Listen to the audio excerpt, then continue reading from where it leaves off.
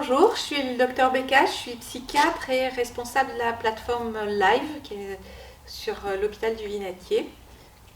Bonjour, je suis Sylvie Musséder et je suis répondante sur la plateforme Live avec une formation d'infirmière psychiatrique. Voilà, donc nous sommes là pour vous présenter la plateforme. Donc c'est une plateforme d'information, d'évaluation et d'orientation en santé mentale. On est situé sur l'hôpital du Vinatier, mais on est une plateforme exclusivement téléphonique. Et en fait, nous faisons partie et nous sommes financés pour le PTSM, c'est-à-dire pour tout le territoire rhodanien. Nous existons à peu près depuis le mois de mars 2020 à la lumière du Covid, mais très vite on s'est aperçu de l'utilité de la plateforme Live et on faisait partie du projet d'établissement et donc on a été pérennisé depuis et nous fonctionnons à plein fonctionnement depuis 2 ans, bientôt 2 ans et demi. On fonctionne d'abord tous les jours, 7 jours sur 7, de 8h du matin à 8h du soir. On est une équipe pluridisciplinaire. Nous nous adressons à un public varié puisque nous nous adressons à toute la population rhodanienne, quel que soit son âge, donc de 0 à 120 ans. Nous nous adressons pour les usagers, bien sûr, pour les familles, pour les professionnels de santé, pour toutes les personnes ressources pour les patients, pour les médecins aussi, pour les infirmiers libéraux qui sont en recherche d'orientation ou d'évaluation ou d'aide diagnostique. Donc on a une fonction assez large.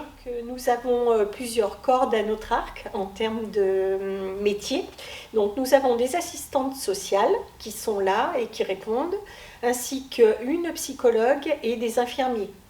Donc en fait, ce qui est intéressant, c'est que cette unité de répondants apporte vraiment une réponse dans la globalité de ce qui peut être demandé sur la plateforme Live quand on a un appel. Notre fonction est de justement répondre aux appels et c'est surtout une fonction d'information en santé mentale, d'orientation et aussi d'étayage.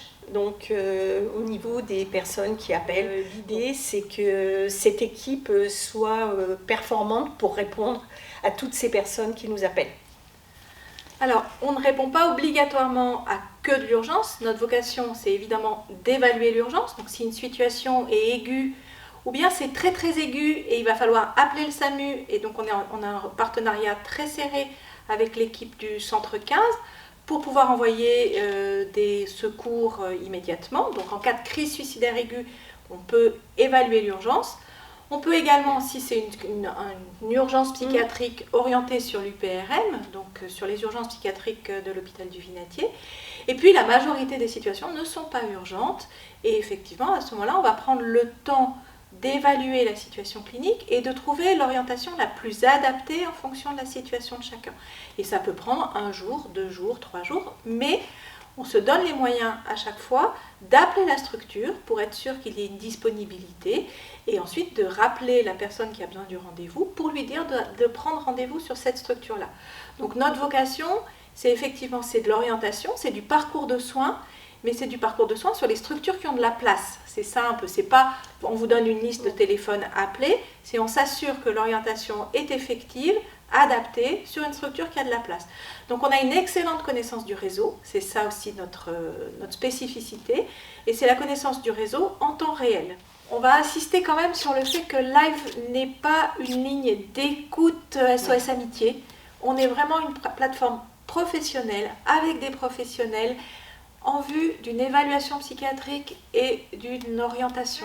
On peut aussi avoir tout un travail de partenariat avec les médecins pour éviter le passage aux urgences. C'est l'autre vocation de Live, c'est d'éviter le passage aux urgences, de travailler en partenariat avec les médecins généralistes, avec les équipes par exemple dans les EHPAD, pour pouvoir aider à l'évaluation psychiatrique et même aider à la prescription d'un traitement ou d'une solution clinique adaptée. Donc aujourd'hui, nous sommes à 80 appels par jour du fait de la communication que nous faisons et puis aussi du bouche à oreille parce que c'est important, de professionnel en professionnel, on voit bien qu'on a l'arrivée d'appels intéressant et où on peut aider justement à l'organisation et l'orientation.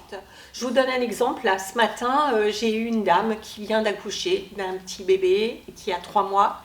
Et la maman va pas bien, elle a des idées noires, des ruminations anxieuses et surtout elle souhaite être hospitalisée. Donc ce matin, l'idée c'était de faire du lien avec le service Lebovici, mère-enfant de l'hôpital du Vinatier, et de redonner une réponse entre autres à cette dame et qui va pouvoir faire une demande via un mail pour pouvoir être prise en charge, en tout cas au niveau de sa demande.